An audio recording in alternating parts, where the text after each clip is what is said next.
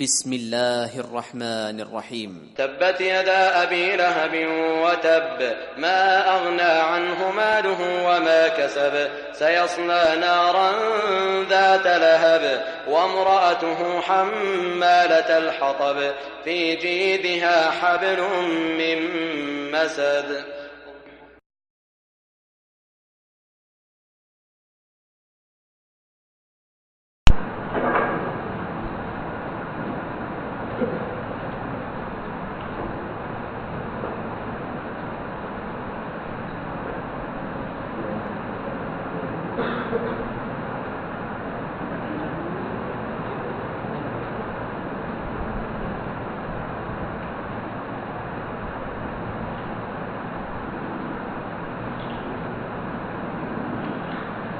إن الحمد لله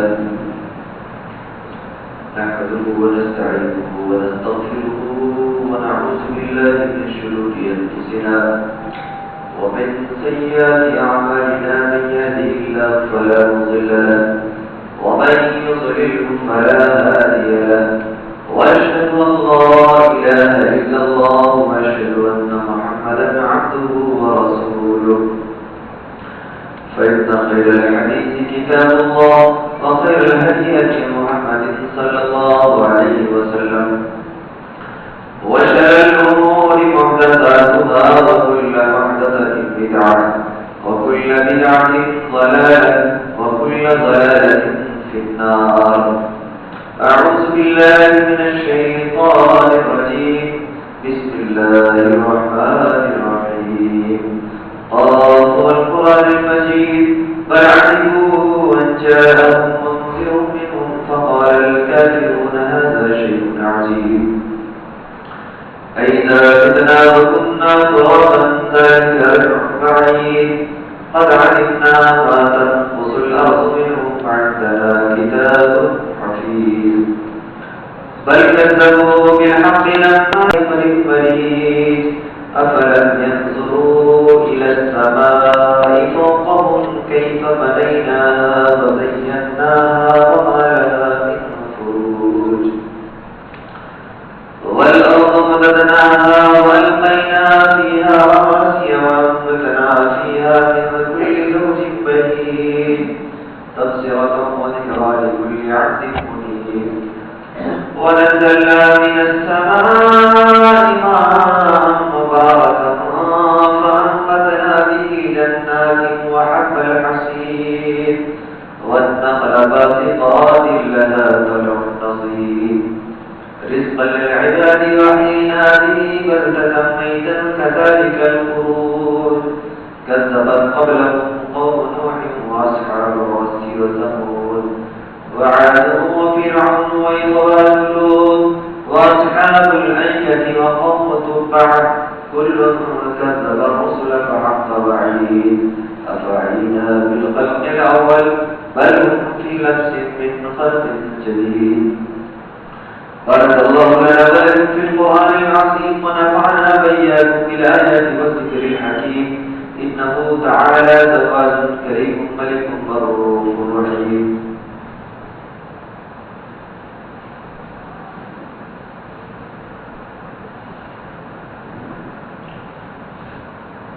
إن الحمد لله نحمده ونستعينه ونستغفره ونعوذ بالله من شرور أنفسنا ومن سيئات أعمالنا. من يهده الله فلا مضل له، ومن يضلله فلا هادي له. وأشهد أن لا إله إلا الله، وأشهد أن محمدا عبده ورسوله. فإن خير الحديث كتاب الله، وخير الهدي هدي محمد صلى الله عليه وسلم، وشر الأمور محدثاتها، وكل محدثة بدعة، وكل بدعة ضلالة، وكل ضلالة في النار. أعوذ بالله من الشيطان الرجيم. بسم الله الرحمن الرحيم. واعتصموا بحبل الله جميعا ولا تفرقوا. رب اشرح لي صدري ويسر لي أمري أمري واحلل عقدة من لساني يفقهوا قولي رب اشرح لي صدري ويسر لي أمري واحلل عقدة من لساني يفقهوا قولي رب زدني علما سبحانك لا علم لنا إلا ما علمتنا إنك أنت العليم الحكيم. تمام قسم کی تعریف و توصیف بزرگی بڑائی کبریائی حمد و ثنا تحمید و تقدیس اس رب العالمین خالق کائنات مالک ارض و سماوات کے لیے ہے جس نے پوری کائنات کو پیدا کیا.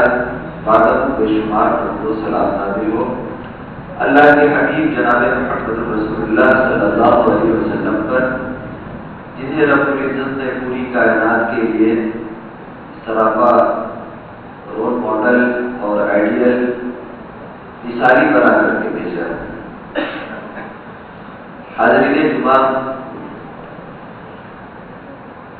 سب سے پہلے میں اپنی گفتگو چند منٹ آپ کے بیچ رکھنے سے قبل میں ان تمام بھائیوں سے گزارش کرنا چاہتا ہوں جو الگ الگ بیٹھے ہوئے ہیں، مل کر کے قریب ہو کر کے بیٹھے ہیں، اس لیے کہ مسلمانوں کی ایک بڑی خوبی یہ بتائی جاتی ہے. نماز میں ہم لوگ بولتے ہیں نا کہ پیر ملا کر کے کاندھے ملا کے کھڑے ہوئے. اس کا مطلب یہ ہوتا ہے کہ مسلمان جہاں بھی رہتا ہے تو ایسا نہیں لگتا ہے کہ ایک آدمی دوسرے سے خفا ہے. قرآن حکیم کے اندر اللہ نے فرمایا انما المؤمنون اخوہ، مسلمان کلمہ گو لوگ آپس میں بھائی بھائی ہوتے ہیں. تو جو بھائی ہوتا ہے وہ دور کیوں بیٹھے گا؟ مل کے بیٹھنے سے محبت پیدا ہوتی ہے. سوال یہ پیدا نہیں ہوتا ہے کہ سامنے کتنے لوگ ہیں، 1000 کی تعداد میں ہیں، لاکھ کی تعداد میں ہیں یا سینکڑوں کی تعداد میں ہیں. سوال یہ ہوتا ہے کہ کتنے لوگ بیٹھے ہوئے ہیں، وہ کس طریقے سے بیٹھے ہوئے ہیں. وہ کہیں باتوں سے بوجھل تو نہیں ہو رہے ہیں، ان کے سننے کی طبیعت ہے یا نہیں. یہ ساری چیزیں مانا رکھتی ہیں. 4-5 لوگ بھی اگر آپ کے ہمارے سامنے ہوں اور ان کی آنکھیں اگر ہمارے آنکھوں سے قریب محسوس ہوتی ہوں تو گفتگو کرنے میں اچھا لگتا ہے.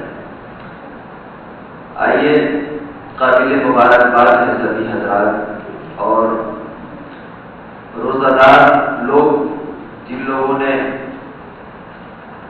پورے رمضان کا روزہ رکھا اور اب اس حصے میں پہنچ چکے ہیں جس کو آخری عشرہ کہا جاتا ہے.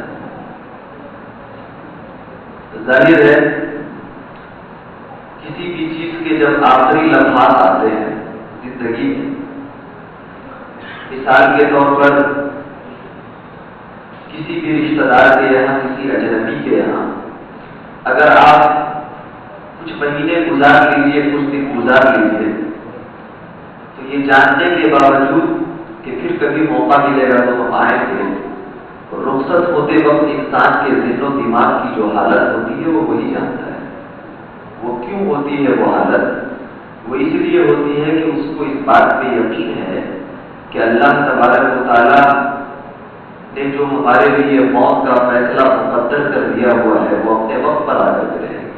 اس لیے وہ اندر سے خوف محسوس کرتا ہے، ڈرتا ہے، کانپتا ہے کہ پتہ نہیں پھر دوبارہ ان کا چہرہ میں دیکھ پاؤں گا یا نہیں. اسی طریقے سے رمضان المبارک کا یہ مہینہ اور اس میں لیلۃ القدر جیسی بابرکت رات، یہاں تو ماشاءاللہ لوگ بڑے حریص ہیں اس رات کو پانے کے لیے، لیکن ایک خدشہ تو ضرور رہتا ہے کہ پتہ نہیں جو آنکھیں، جو ذہن، جو دماغ لیلۃ القدر کو قریب سے محسوس کرنے میں گزر رہی ہیں، پتہ نہیں آنے والے وقت میں وہ دماغ، وہ ذہن، وہ آنکھ سلامت رہ پائے گی یا نہیں رہ پائے گی. دنیا کے اندر یہی وہ تصور ہے جس کو سننے کے بعد بڑے بڑے لوگ، چاہے وہ میڈیکل سائنس سے جڑے ہوئے ہوں یا سائنٹسٹ لوگ ہوں یا بڑے فلاسفر ہوں، سننے کے بعد اندر تک وہ کام جاتا ہے اور وہ سمجھ میں نہیں آتا ہے اس کو کہ وہ کیا کرے اور کیا نہیں کرے. خیر، یہ چند باتیں تفصیلی تھی جو دل کے جذبات تھے آپ کے بیچ رکھے گئے. میں نے قرآن حکیم کی آیت کریمہ تلاوت کی ہے. اللہ تبارک و تعالیٰ نے قرآن حکیم کے اندر ارشاد فرمایا وَاعْتَصِمُوا بِحَبْلِ اللَّهِ جَمِيعًا وَلَا تَفَرَّقُوا. کہ اللہ کی رسی کو مضبوطی سے پکڑ لو اور آپس میں فرقوں میں نہ بنو، تفریق نہ کرو، اختلاف نہ کرو، الگ الگ گروہ بنا کر، الگ الگ قبیلہ بنا کر، الگ الگ جماعت بنا کر آپس میں اختلاف اور انتشار کی دیواریں پر کھڑی کرو۔ قرآن حکیم کی بڑی مشہور آیت ہے، آپ نے بارہا سنی بھی ہوگی،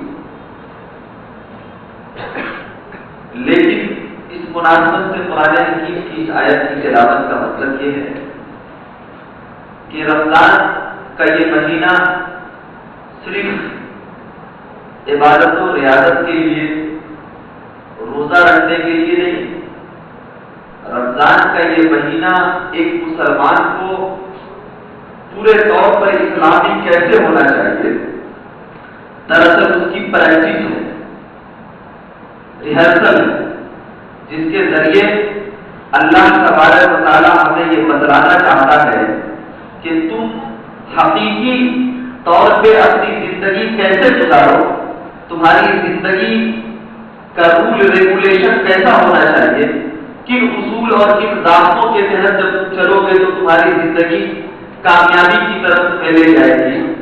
یہ دراصل رمضان مبارک کے اس مقدس مہینے کا پیغام ہے۔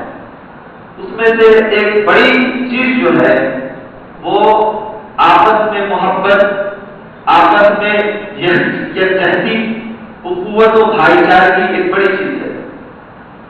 ہم یہ کہہ سکتے ہیں کہ یہ محبت اور اخوت اور اتحاد و اتفاق کی جو دیوار ہے یہ اس وقت قائم رہ سکتی ہے جب انسان کے اندر ہمارے بیچ میں چند خوبیاں ہوں۔ وہ خوبیاں کیا ہیں؟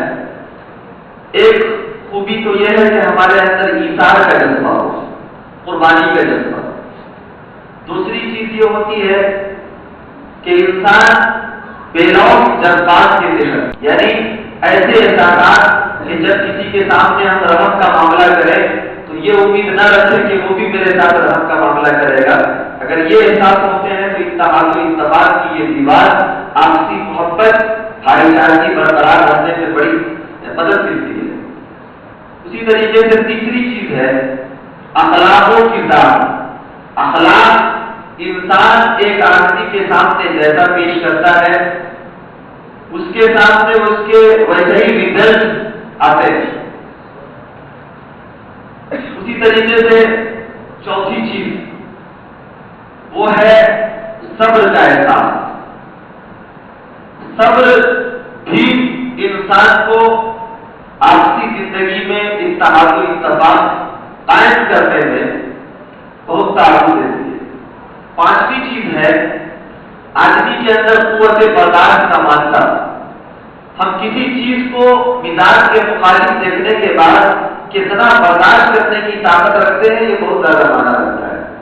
رمضان کا یہ مہینہ گزر جائے اور مسلمان ایک دوسرے کے تعلق سے اپنے دل میں کینہ باقی رکھے، عداوت باقی رکھے، بغض باقی رکھے، دشمنی باقی رکھے، آپس میں نفرتوں کی دیواریں اٹھی رہیں، ایک دوسرے کو دیکھ کر کے تنے رہیں، ایک دوسرے کو دیکھ کر کے راستے کو تبدیل کر لیں، ایک دوسرے کا چہرہ نہ دیکھنا چاہیں، ایک دوسرے کے قریب آنے میں آر محسوس کریں، ایک دوسرے کے بال بچوں سے نفرت کریں، ایک دوسرے کی زمین و جائیداد سے نفرت کریں، ایک دوسرے کے رہن سہن سے نفرت کریں، ایک دوسرے کی تہذیب و ثقافت سے نفرت کریں، ایک دوسرے کے کلچر سے دور بھاگنے کی کوشش کریں۔ تو میں سمجھتا ہوں کہ ایسے شخص کو رمضان کا مبارک مہینہ کو بہت زیادہ فائدہ دے کر کے نہیں گیا۔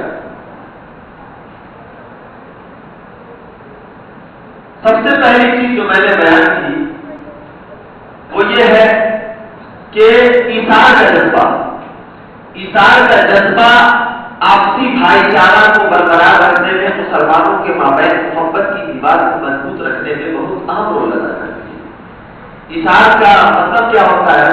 قربانی، یعنی اپنے بھاوناؤں پہ، اپنے جذبات پہ، اپنے احساسات پہ کسی دوسرے کے احساسات کو مقدم کرنا۔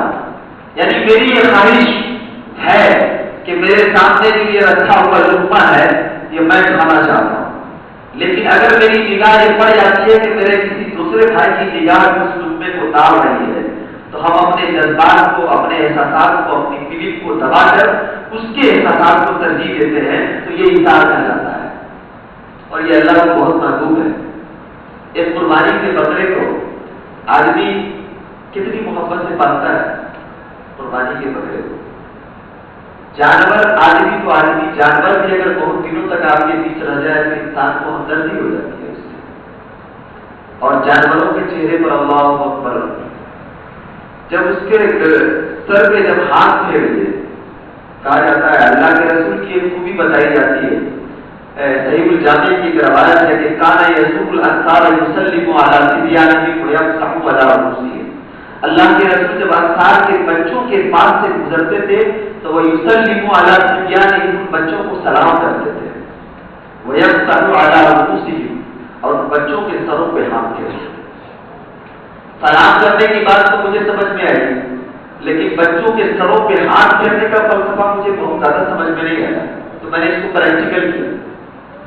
آپ کبھی بھی بچے کے سر پہ جب ہاتھ پھیرتے ہیں، آپ چھوٹے رہے ہوں گے تو اس وقت کا لمحہ آپ یاد کیجیے، جب آپ چھوٹے چھوٹے رہے، بچوں کے سروں پہ جب ہاتھ پھیریے تو اس بچے کا جسم کے رونگٹے کھڑے ہو جاتے ہیں، یہ سائیکولوجیکل چیز احساس کرتے ہیں، اور وہ بچہ خود بخود فطری طور پہ، نیچرلی طور پہ آپ سے قریب ہوتا چلا جاتا ہے۔ کوئی اجنبی آدمی کسی بچے کے، آپ تھوڑی دیر کے لیے محسوس کیجیے کہ میں بچہ ہوں اور آپ کے سر پہ کوئی آدمی ہاتھ پھیرے، تو آپ کو محسوس ہوگا کہ آپ اس سے بہت قریب ہو رہے ہیں۔ انسان تو انسان، میں نے جانور میں اس پہ تجربہ کیا، بکرے یا کسی بھی جانور جو گھر کے اندر جو پالتو جانور ہوتے ہیں، اس کے سر پہ جب ہاتھ پھیریے تو وہ جانور ہاتھ سر پہ پھیریے گا، وہ اپنے جسم کو آپ سے قریب کرتا چلتا ہے، اور اس کو یہ محسوس ہوگا کہ یہ آدمی اس گھر میں سب سے زیادہ میرا ہمدرد ہے، سب سے قریبی ہے، وہ جانور آپ سے قریب ہوتا چلا جاتا ہے۔ تو یہ جو ایثار کے جذبات ہوتے ہیں، محبت کے جذبات ہوتے ہیں، یہ دراصل آپ سوچئے کہ قربانی کا جذبہ ان جانوروں سے کتنی ہمدردی ہو جاتی ہے، لیکن اللہ تبارک و تعالیٰ نے کہا کہ تمہیں قربانی کرنی ہے تو آپ نے ان جذبوں کو دبا کر اللہ کے لیے اس کے گردن پہ چھری پھیر دی، تو یہ اللہ کے لیے آپ نے قربانی پیش کی، یہ ایثار کا جذبہ ہو۔ تب یہ چاہتی تھی کہ اس کو کچھ اور بھی رکھیں اپنی صحبت میں، تب یہ چاہتی تھی کہ ہم اپنے پاس رکھیں، لیکن اللہ تبارک و تعالیٰ کا مطالبہ ہوا تو ہم اپنے جذبات کو ختم کر دیے۔ آپسی بھائی چارہ کو بنانے کے لیے ایثار بہت اہم رول ادا کرتا ہے۔ اسی طریقے سے بے لوث جذبات، میں اکثر و بیشتر میرا ایک قول ہے جو اکثر و بیشتر سوشل میڈیا وغیرہ پر یہ چیزیں بولتی ہے، میں اکثر ایک بات کہتا ہوں کہ بے لوث جذبات انسان کو ذہنی اذیت سے محفوظ رکھتے ہیں۔ یعنی اگر کسی آدمی کے ساتھ اگر آپ اچھا کرتے ہیں اور اس سے بھی اچھی امید اگر آپ پال لیتے ہیں، تو اگر وہ آدمی آپ کی مرضی کے مطابق نہیں کرے گا تو آپ اندر سے گھٹن محسوس کریں گے، تکلیف ہوگی، آپ بے چین رہیں گے، کوئی فائدہ نہیں۔ لیکن اگر آپ اللہ کے لیے کیجیے، یہ سوچ کے کیجیے کہ اللہ تبارک و تعالیٰ ہی اس کا بدلہ مجھے دے سکتا ہے، تو آپ کو تکلیف نہیں پہنچے گی۔ اور ایک بندے اور ایک مومن کی تمنا بھی یہی ہونی چاہیے کہ جب وہ کسی کو کرے دے، ایک شاعر کہتا ہے کہ اس کی انا کو سکہ تہذیب چاہیے، اس کی انا کو سکہ تہذیب چاہیے، خیرات دینے والا بھی کافا بدلتا ہے۔ یعنی خیرات دینے والا آدمی بھی یہ چاہتا ہے کہ جب میں خیرات کروں تو وہ لوگ میری تعریف کریں، تو وہ دراصل دے نہیں رہا، دے رہا ہے، تو یہ جذبات نہیں ہونے چاہیے، بے لوث جذبات ہونی چاہیے، تب انسانی زندگی میں محبت اور اخوت برقرار رہتی ہے۔ تیسری چیز ہے کہ آدمی کے اندر اخلاق کا جذبہ ہونا چاہیے، اخلاق۔ آپ کسی کے ساتھ میں محبت پیش کیجیے۔ چوتھی چیز ہے کہ انسان قوت برداشت پیدا کرے، درگزر کرے، کوئی چیز خلاف معمول اگر گزرتی ہے تو ان خلاف معمول چیزوں کو دیکھ کر کے آپ اس سے بچنے کی کوشش کیجیے۔ قرآن حکیم کے اندر اللہ تبارک و تعالیٰ نے اپنے رسول جناب محمد رسول اللہ صلی اللہ علیہ وسلم کو مخاطب کرتے ہوئے فرمایا فَبِمَا رَحْمَةٍ مِّنَ اللَّهِ لِنتَ لَهُمْ وَلَوْ كُنْتَ فَظًّا غَلِيظَ الْقَلْبِ لَانفَضُّوا مِنْ حَوْلِكَ فَاعْفُ عَنْهُمْ وَاسْتَغْفِرْ لَهُمْ وَشَاوِرْهُمْ فِي الْأَمْرِ۔ اے اللہ کے رسول، اے جناب محمد رسول اللہ صلی اللہ علیہ وسلم وہ رسول جس کے اخلاق کی گواہی قرآن حکیم کی زبان میں انک لعلی خلق عظیم. اللہ تبارک و تعالیٰ فرما رہا ہے فَبِمَا رَحْمَةٍ مِّنَ اللَّهِ لِنتَ لَهُمْ. آپ اللہ تبارک و تعالیٰ کے رحم و کرم سے رحمت و محبت کے پیکر بنائے گئے. وَلَوْ كُنتَ فَظًّا غَلِيظَ الْقَلْبِ لَانفَضُّوا مِنْ حَوْلِكَ. اگر آپ سخت دل ہوتے، اگر آپ کا کلیجہ غلیظ ہوتا، اگر آپ سخت دل ہوتے، نرم نہ ہوتے، وَلَوْ كُنتَ فَظًّا غَلِيظَ الْقَلْبِ لَانفَضُّوا مِنْ حَوْلِكَ. یہ جو آس آپ کے صحابہ کرام کی جماعت گھوم رہی ہے، آپ پہ جان نچھاور کرنے والے لوگ گھوم رہے ہیں، دراصل آپ کے بیچ سے یہ ہٹ جاتے، آپ پہ اتنی زیادہ محبت نچھاور نہ کرتے. اگر آپ رحم و کریم نہ ہوتے، اگر آپ کے اندر رحم کا جذبہ نہ ہوتا.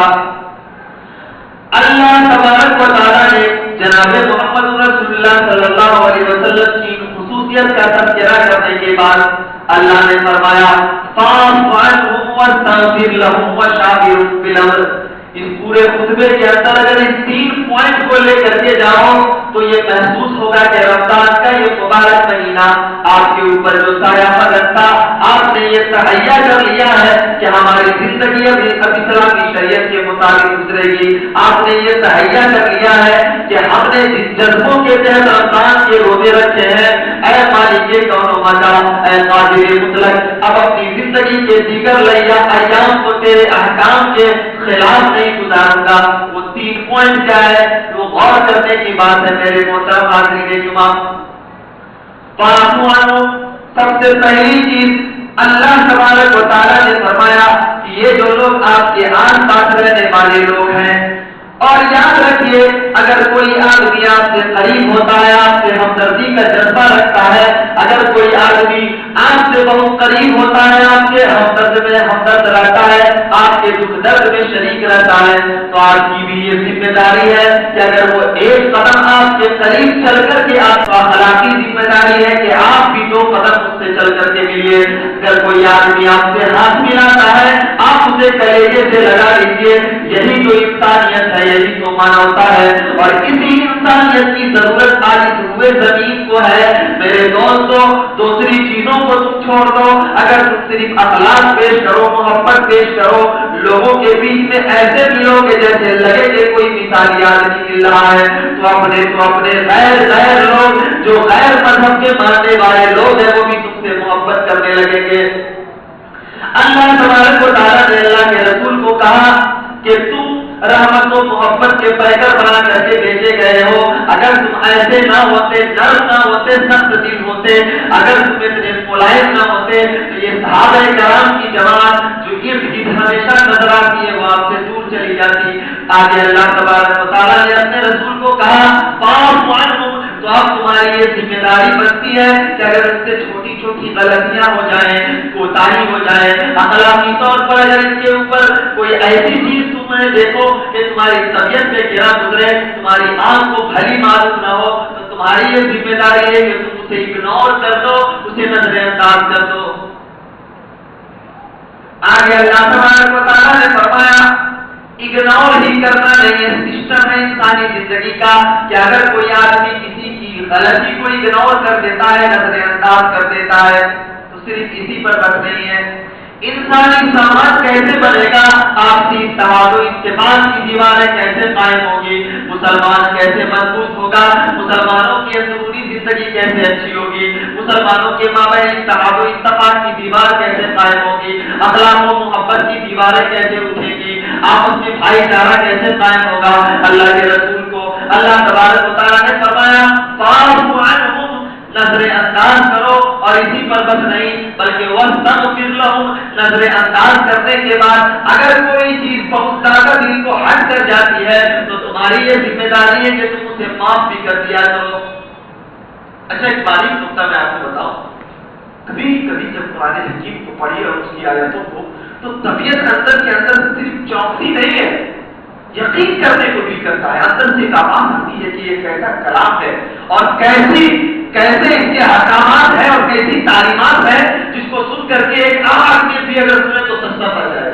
مان لیا کہ دو لوگوں کے بیچ میں اگر اختلاف پیدا ہوتا ہے، ایک آدمی نے کسی کی چیز کو اگر اگنور کر دیا، لوگوں کے بیچ میں کہہ دیا، 10 آدمی کے بیچ میں لوگ ایسا ہوتا ہے سماج کے اندر جب خرابی ہوتی، چلو یار ملو، تم لوگ آپس میں مل لو، محبت پیدا کر لو، نفرت کو ختم کرو، لوگ گلے مل لیتے ہیں، ٹھیک ہے میں نے معاف کر دیا، ٹھیک ہے میں نے معاف کر دیا۔ ایک جگہ ایسا ہوا کہ 4-5 لوگ وہاں پہ بیٹھے ہوئے، ایک صاحب آئے، نیتا ٹائپ کے تھے، انہوں نے بیچ میں آ کر کے ایک آدمی سے ان کا اختلاف تھا، بات ہو رہی تھی، غلطی ان کی نکل رہی تھی، وہ کھڑے ہوئے اور اٹھنے کے بعد انہوں نے کیا کیا کہ جلد سے جا کر کے ان کا پیر پکڑ لیا، کہا کہ میں معافی مانگتا ہوں، اس کے بعد پھر چلے گئے۔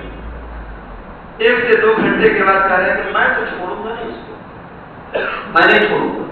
یہ کیسا معاف کیا تم نے یار، کہ تم ایک طرف معاف بھی کر رہے ہو، آپس میں محبت کی دعوے داری بھی پیش کر رہے ہو، اور اس کے بعد پھر کہہ رہے ہو میں اس کو معاف نہیں کروں گا۔ اللہ تبارک و تعالیٰ جانتا تھا کہ آدمی اگر کسی کو اگنور کر بھی دے، معاف کر بھی دے، تو انسانی زندگی میں اس کا پروف کیسے ہوگا، کیسے پتہ چلے گا کہ اس نے معاف کیا ہے؟ تو اللہ تبارک و تعالیٰ نے ایک فلسفہ دیا، ایک حکم دیا اور بتایا کہ جب یہ چیز سامنے آ جائے گی تب یہ سمجھ میں آئے گا کہ اس آدمی کے تعلق سے جس سے اس کا اختلاف پیدا ہوا تھا، اب اس کے کلیجے کے اندر کوئی میل باقی نہیں رہا، محبت پیدا ہوگی۔ کیا کہا اللہ تبارک و تعالیٰ نے؟ وَشَاوِرْهُمْ فِي الْأَمْرِ۔ شاورا یشاورو کا مطلب عربی زبان کے اندر ہوتا ہے آپس میں ڈسکشن کرنا، تبادلہ خیال کرنا، اور ہندی میں اگر کہیں تو وچار ومرش کرنا، آپس میں گفتگو کرنا۔ ایک آدمی کو اگر آپ نے معاف کر بھی دیا ہے تو وقتاً فوقتاً جب ضرورت پڑے تو آپ اس کو قریب بلائیے، سمجھائیے اور کہیے کہ ایسی بات ہے میں آپ سے مشورہ لینا چاہتا ہوں، کیسا رہے گا؟ جب اس کو لگے گا کہ اس آدمی نے معاف کیا ہے مجھے، تبھی تو مجھ سے پوچھ رہا ہے۔ اللہ اکبر، کیسا خراب ہے اور کیسے احکامات ہیں قرآن حکیم کے۔ میرے دوستوں، دراصل اس رمضان مبارک کے مقدس مہینے کا یہی پیغام ہے کہ جس پیر کو آپ نے ایک مسلمان کے پیر سے ملا کر کے کھڑے ہونے کی طاقت پیدا کی ہے، جس مسلمان کے دسترخوان پہ بیٹھ کر کے آپ نے افطار کیا ہے، آپ دراصل اللہ تبارک و تعالیٰ سے یہ عہد کرتے ہیں کہ اے پروردگار عالم، جو پیر دوسرے مسلمان کے پیر سے مل گئے ہیں اب یہ پیر کبھی ہٹیں گے نہیں۔ اے پروردگار عالم، جو ہاتھ کو میں نے مسلمان کے ہاتھ سے ملا لیا ہے اب یہ ہاتھوں کے بیچ میں محبت کی کوئی لکیر نہیں آئے گی۔ اے پروردگار عالم، جس افطار سے دسترخوان پہ بیٹھ کر کے میں نے افطار کر لیا ہے، اے مالک کون بتا آنے والے وقت میں ہمارے دسترخوان الگ نہیں ہوں گے۔ اے پروردگار عالم، جس مسلمان کو دل سے دیکھ کر کے میں نے تبسم فرما لیا ہے، میرے چہرے پہ مسکراہٹ پیدا ہو گئی ہے، کل ہو کر کے میرا چہرہ پھیکا نہیں پڑے گا، میرے چہرے کا رنگ نہیں اڑے گا، میری آنکھوں کے اندر سیاہی نہیں آئے گی، میرے چہرے کا انداز نہیں بدلے گا، بلکہ جیسی محبت آج دکھائی دے رہی ہے رمضان کا یہ مبارک مہینہ گزرنے کے بعد بھی ہم ایسی محبت کا نمونہ پیش کریں گے کہ دیکھنے والے کی نگاہیں چل اٹھے، دیکھنے والے کی نگاہیں حیران ہو جائے کہ یہ کیسی قوم ہے کہ اللہ تبارک و تعالیٰ رمضان کا یہ مبارک مہینہ ایک مہینے کے لیے ٹریننگ کے لیے بھیجتا ہے، اور یہ قوم ایسے تیار ہو کر کے باہر نکلتی ہے جیسے لگتا ہے کہ دنیا کی کوئی طاقتور قوم، کوئی طاقتور فوج آپس میں ٹریننگ کرنے کے بعد نکلنے کے بعد شیر ہو گئی ہو، اخلاق کی مضبوط ہو گئی ہو، صبر کی پیکر ہو گئی ہو، استقامت کی دیوار ہو گئی ہو، محبت کے پناہے اس کے اندر پیدا ہو گئے ہو، صبر استقامت کے آدھی اس کے اندر پیدا ہو گئے ہو، اور وہ محبت کے ایسے خوبیاں ہو گئے ہیں کہ جنہیں اگر آپ چاہیں تو ان کے دل میں نفرت کے احساس نہیں جگائے جا سکتے۔ یہ احساس جب پیدا ہو جاتا ہے، کہا جاتا ہے ہندوستان کے سب سے پہلے وزیر تعلیم مولانا ابوالکلام آزاد رحمۃ اللہ علیہ نے بڑا خوبصورت جملہ کہا کہ جگانے والے کے لیے آواز کافی ہوتی ہے اور سونے والے کے لیے سینکڑوں آوازیں بے ثابت ہوتی ہے۔ ایک انسان کی زندگی اگر بدلنی ہوگی تو قرآن حکیم کی ایک آیت، حدیث کا ایک ٹکڑا اس کی زندگی کا پورا نقشہ بدل دے گا۔ لیکن اگر کوئی انسان نہیں بدلنا چاہے گا، اگر اس کے دل پر اگر رمضان کے یہ مبارک مہینے بھی اسے تیار نہیں کر سکے کہ وہ آدمی آئیڈیل ہو سکے، تو یہ سمجھ لینا چاہیے کہ اس کا دل مردہ ہو گیا ہے، اس کے احساسات بڑھ گئے ہیں، اس کے جذبات اندر میں دم توڑ رہے ہیں، اس آدمی کو اپنے ایمان کا جائزہ لے رہے ہیں۔ اتنی مقدس اور اتنے بابرکت ایام ہمارے بیچ سے رخصت ہوئے ہیں، ہمیں یہ چاہیے کہ ہم اپنی زندگی کو اگر ہماری زندگی کے اندر اخلاق کی کمی ہے، اگر ہماری زندگی کے اندر اتحاد و اتفاق کی کمی ہے، اگر ہماری زندگی کے اندر صبر کی کمی ہے، اگر ہم ایک دوسرے کو دیکھ کر کے جلد اندر سے غصے میں آ جاتے ہیں، ہمیں جذبات ہمارے آپ میں نہیں رہتے، ہم قوت برداشت سے باہر آ جاتے ہیں، تو ان جذبوں کو دبانے کی ضرورت ہے۔ اس لیے کہ ایک مسلمان اور ایک مومن نرم کی طرح ہوتا ہے، وہ حلقہ یارا، وہ حلقہ یارا تو پریشم کی طرح نرم، رب میں حق و باطل تو اولاد ہے۔ مومن مسلمان جب آپس میں رہتا ہے تو نرم رہتا ہے، ملائم رہتا ہے، ایسا رہتا ہے کہ ایک دوسرے کو دیکھ کر کے پگھل جائے۔ لیکن جب وہی باطل کے بیچ آتا ہے، جب ایسے لوگوں کے بیچ آتا ہے تو اسلام مخالف طاقتیں ہیں، تو ان لوگوں کے بیچ آ کر کے وہ مضبوط ہو جاتا ہے اور وہ سخت ہو جاتا ہے اور لوگوں کو بتاتا ہے کہ ہمارے دل اتنے بھی کمزور نہیں ہے کہ تم اگر ہمارے اوپر وار کرو گے تو تمہارے وار کی سختی کے ساتھ ہم جواب دینے کی قوت نہ رکھ سکے۔ اے دوستو، میرے بھائیوں، یہی میرا پیغام ہے اور یہی باتیں ہیں کہ آپ رمضان کے اس مبارک مہینے کے ساتھ ساتھ اپنی زندگی کو بدلیے، آپس میں اتحاد و اتفاق کی دیوار قائم کیجیے، ایسے رہیے، اس طریقے سے مل کر کے رہیے کہ زندگی آپ کی اچھی ہو جائے اور جہاں بھی جائیں اللہ تبارک و تعالیٰ آپ کو سرخروئی، کامرانی اور فوز و فلاح سے ہمکنار کرے۔ اذکروا اللہ یذکرکم وادعوہ یستجب لکم ولذکر اللہ تعالی ما لا تعالی وصلوا